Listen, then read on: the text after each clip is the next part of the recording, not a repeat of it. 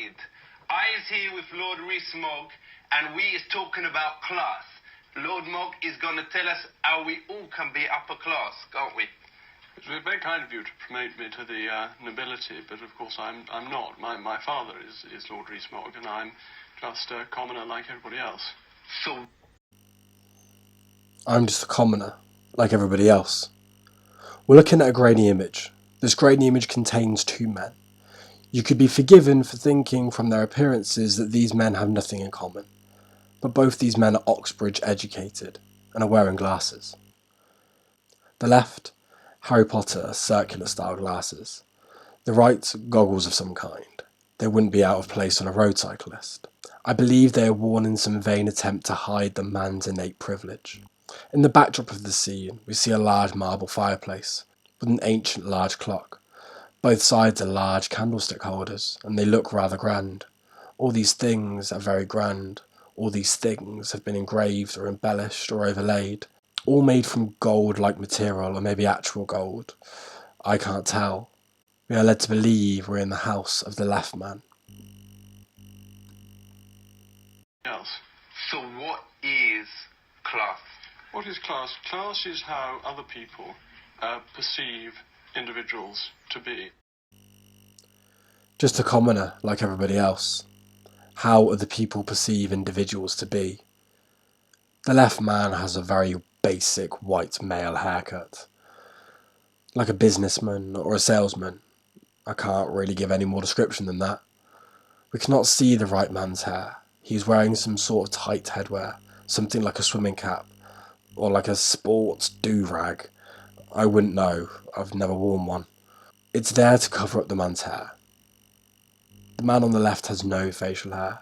The man on the right has a goatee. I do not believe this man normally has a goatee. It is one of the many blatant signs this man is attempting to put up. The man on the left is wearing a shirt, jacket and tie, blue, lighter blue and red. The shirt seems ill-fitting. I can see a gap between the shirt and his neck. The man on the right is wearing a bright lime green shirt with white stripes. It's some type of jersey. It has the word Nigeria stamped across it, over the white crest of a bird. This might be the most obvious form of racism in this image, while the language is more extreme. With the information available to me, I cannot find any evidence on its authenticity or not. But it's there to be a signifier of the man's perceived ghetto-ness or blackness. I am not properly learned enough or intelligent enough to fully comprehend how disgusting this portrayal is, but I can easily see this display is wrong. The gap between the shirt and the neck of the left man reminds me of this image. It's of an old column. It's peeling away. It's in the poor part of Birmingham. I'm not sure if it's real or if it's fake, if it's been there for a long time or not. It could be the remnants of wealth, or the illusion of wealth. It's kind of like this picture of a column in my local village. This is in the posh end. This is in the millionaire end. I'm still not sure if it's real or if it's fake, if it's been there for a long time or just installed, a facade or not. The rich enjoy covering things up. Which one of these houses aren't real? These stand as 23 and 24 Linnesher Gardens, Paddington. These dummy houses were built when the tube had to come through and Londoners couldn't bear the sight of an empty space in the street, so they put up these thin, fake ones. I'm starting to think it's just ingrained in these people, to cover up, to be chameleon. If someone is so rich they have a swimming pool, would they can be upper class? No, I think there's a bizarre definition of I'm just a commoner, like everybody else. How other people perceive individuals to be. That's a bizarre definition of class. These men are characters. Every time the left man opens his mouth, I believe him less and less and less and less and less. He is talking in received pronunciation, an accent that I have never heard firsthand. It is ridiculous. He is our poshness expert. The man on the right speaks in a thick accent, an extreme accent that only brings the poverty porn element further in. The man uses abbreviations and or slang and sometimes extremely offensive terminology. This man is nothing but a grotesque caricature. They speak back and forth and back and forth and back and forth.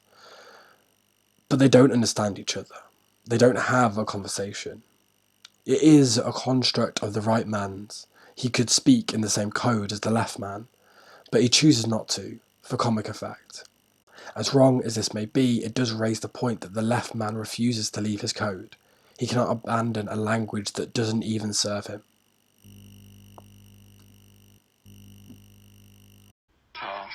What if they had a swimming pool made of gold but filled with champagne and not the cheap stuff?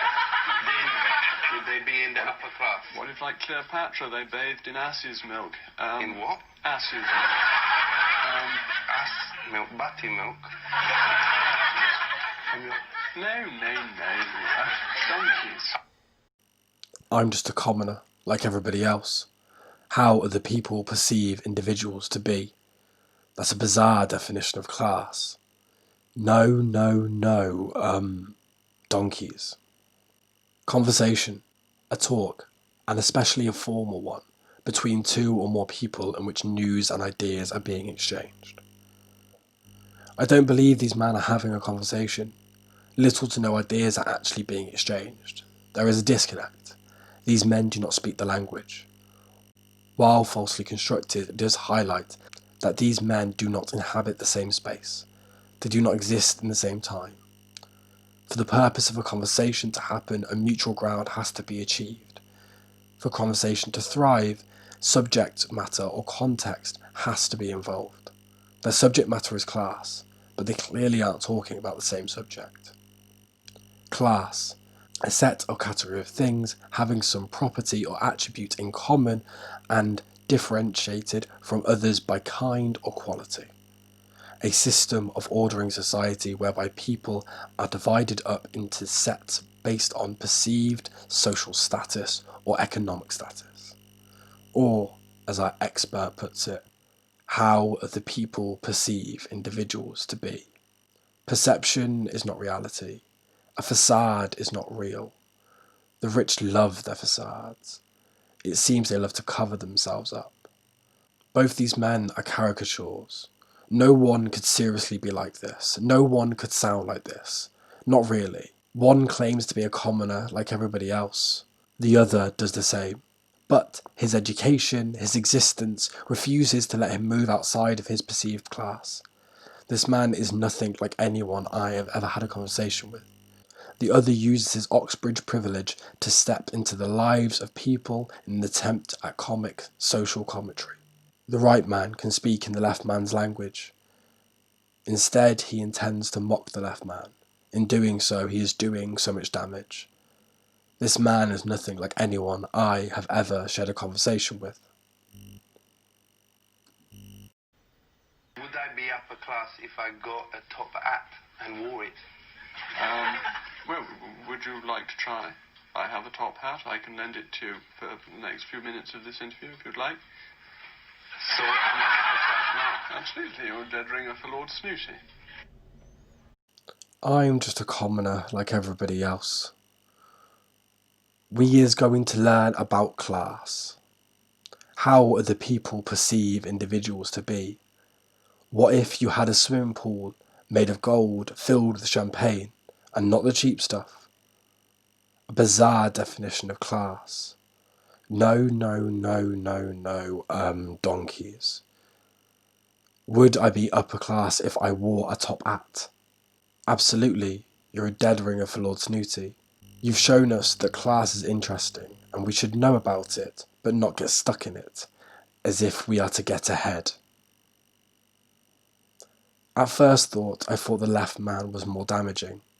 I am a white, lower middle class man. The most disdain I have felt from and for a person has been public school educated people. So inevitably I would assume this man, who I see all those men in, would be the most damaging man in the room. But if you spend a second and you think about it, you can see that it's just two Oxbridge educated men doing what Oxbridge does best.